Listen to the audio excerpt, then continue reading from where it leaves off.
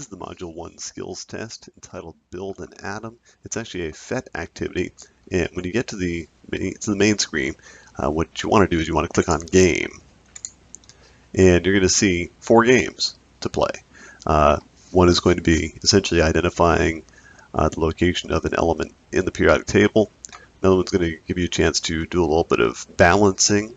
The third one is going to give you a chance to identify an element essentially by its atomic number, atomic mass, charge, etc. So you do have to be aware of what ions, isotopes are. And then kind of the mystery round. So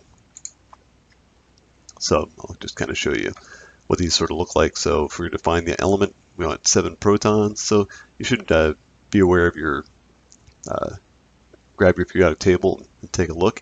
But to find the 7th, the element that's got 7 protons, you find the element that's got atomic number 7 in our periodic table, which would be nitrogen. And now notice it asks, is it a neutral atom or an ion? That has to do with the number of electrons. If the number of electrons is equal to the number of protons, you've got a neutral atom. Same number of pluses as minuses.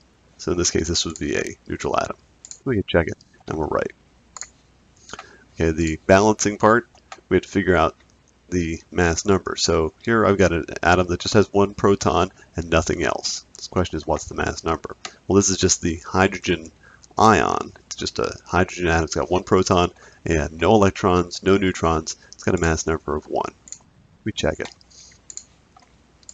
For this part, you're going to take a look at the atom displayed on the left here. The protons are in red, neutrons are in kind of gray, electrons are in blue. And you're supposed to determine the atomic number. Remember, atomic number is the number of protons. That's red. Notice this is our mass number, which is the number of protons plus the number of neutrons. And then this is going to be the charge of this particular atom, which in this case it's got 2 positives, 2 negatives. It's uncharged. It's got a charge of 0. And finally, the mystery.